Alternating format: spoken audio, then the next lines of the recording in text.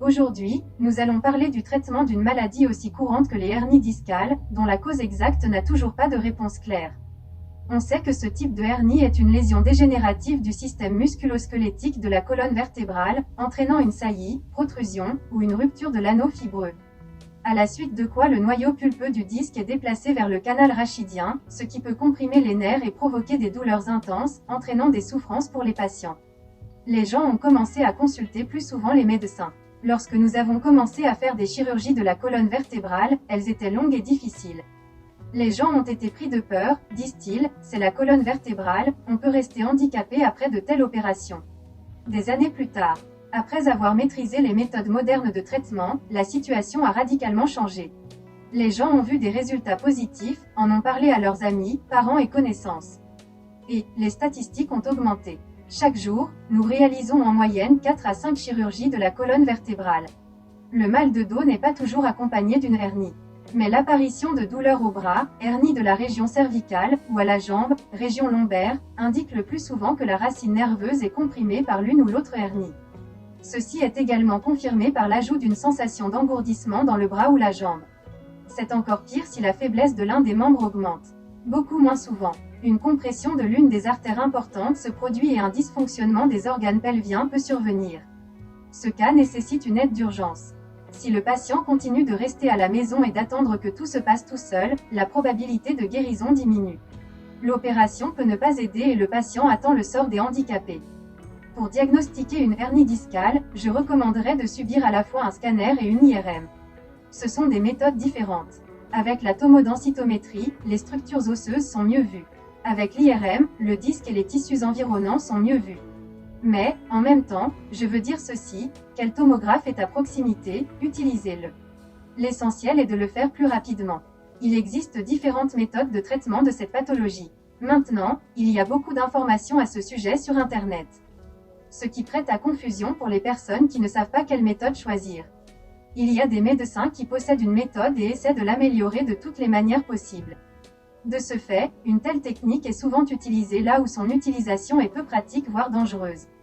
Mais le médecin ne doit pas être intéressé ni financièrement ni moralement à n'utiliser que la méthode qui lui appartient. Il doit tout d'abord réfléchir à la manière d'obtenir pour tel ou tel patient le moyen optimal de résoudre le problème avec un coût minimal pour lui à la fois physique et matériel. Lorsque l'on propose à une personne d'aller subir telle ou telle opération, il faut être sûr d'un résultat positif. Alors quelles sont les meilleures méthodes à utiliser ? Il existe 3 domaines fondamentalement différents, la ponction, l'endoscopie et la microchirurgie. Les méthodes de ponction ou sans effusion de sang sont utilisées lorsque la hernie est petite, jusqu'à 7 mm, et qu'il n'y a aucun signe de rupture, ce que l'on appelle l'anneau fibreux. Bien sûr, cette méthode est la moins dangereuse et la moins traumatisante, mais elle ne convient pas à tout le monde. Les méthodes endoscopiques sont utilisées pour les petites et grandes hernies discales dites séquestrées. C'est un peu plus compliqué et plus traumatisant que la méthode de ponction. Mais ces possibilités sont beaucoup plus larges. Les interventions microchirurgicales ouvertes sont universelles et peuvent être utilisées pour absolument tous les types de hernies. Mais ces méthodes sont à la fois les plus dangereuses et les plus traumatisantes. Nous appliquons avec succès toutes les méthodes existantes, et c'est notre avantage. Nous nous occupons du traitement au laser des hernies discales intervertébrales depuis plus de 25 ans. Il n'y a pas une telle expérience en Ukraine. Nous avons traité des milliers de patients. Il y a eu des succès et non les résultats escomptés. Mais maintenant, nous avons tellement amélioré cette technique que nous n'avons pratiquement pas de mauvais résultats. La méthode est réalisée sous anesthésie locale, une aiguille spéciale, sous le contrôle d'un appareil à rayon X. Il pénètre au centre du disque, là où se trouve le nucleus pulposus. Sous l'influence d'un faisceau laser, le liquide sous forme de vapeur est extrait à l'extérieur, la pression intradiscale diminue et la hernie est réduite. L'ensemble de l'opération ne dure pas plus de 30 minutes, après quoi le patient rentre chez lui. Selon les statistiques, 85% des personnes atteintes d'une hernie discale ne sont pas soumises à un traitement chirurgical. Ils peuvent être guéris grâce à la thérapie par l'exercice, les massages, la physiothérapie, les cures thermales, et après l'opération, toutes les mêmes procédures sont efficaces. Il est difficile de prédire qui aura besoin d'un traitement chirurgical. Il y a des gens qui pratiquent des sports intenses, et ils n'ont pas une telle maladie.